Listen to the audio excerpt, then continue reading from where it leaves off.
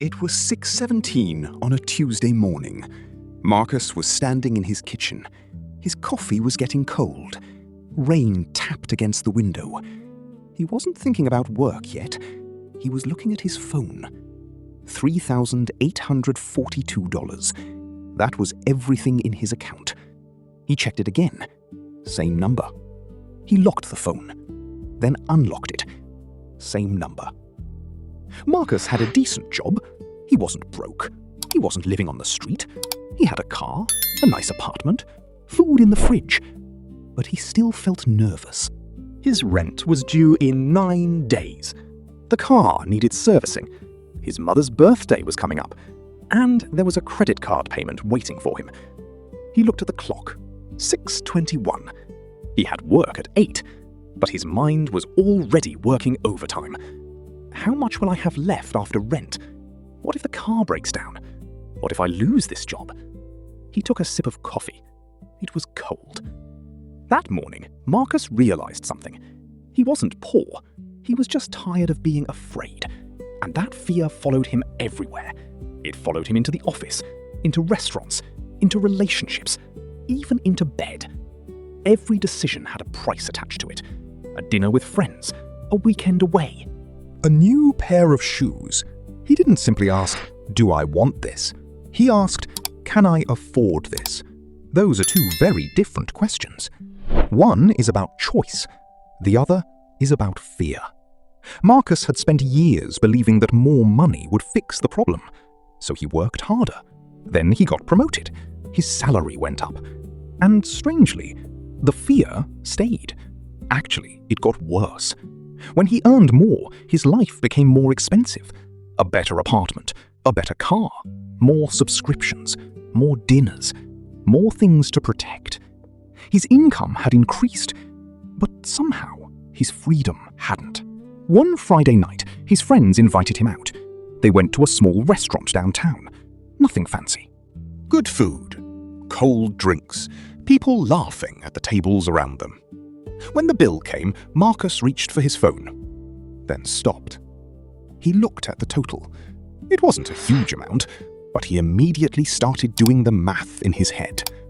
Rent, fuel, credit card, groceries. He finally paid. Everyone thanked him. He smiled. But on the drive home, he felt irritated. Not because of the dinner, because of what the dinner had done to his mind. He realized he couldn't enjoy something simple without thinking about tomorrow. That was the problem. Money wasn't just leaving his account, it was taking up space in his head. And maybe you know that feeling. You get paid. For a few hours, you feel good. Then the bills arrive. Rent, electricity, transport, food, school fees, family needs. Before you know it, the money is gone. Then you wait, again, for the next payday. And life becomes a cycle of earning and recovering. But something changes when you finally create a little breathing room. Not millions, just breathing room. Marcus started small. He stopped upgrading everything whenever he got a raise. He paid off his credit card. He built an emergency fund. He started saving automatically. At first, it felt boring. Nothing exciting happened. No one noticed.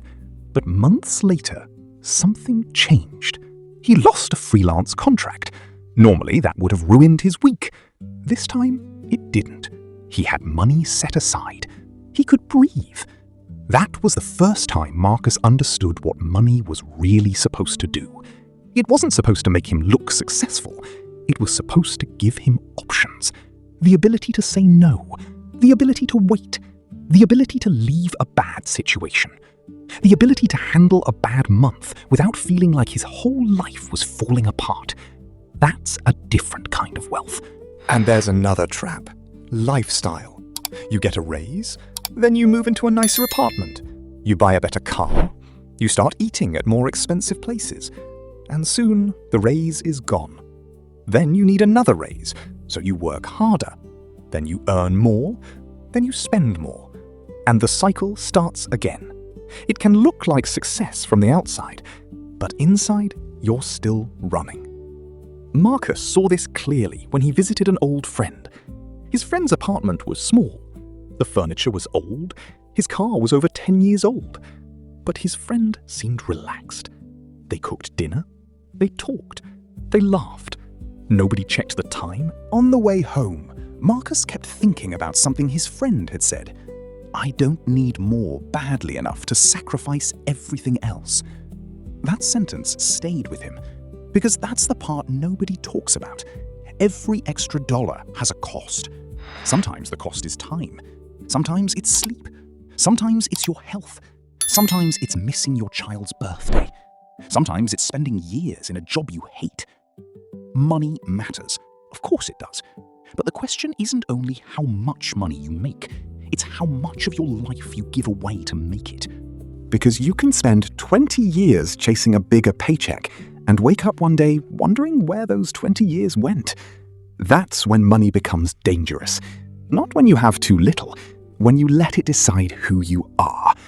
A bigger house doesn't make you more important. A new car doesn't make you more successful.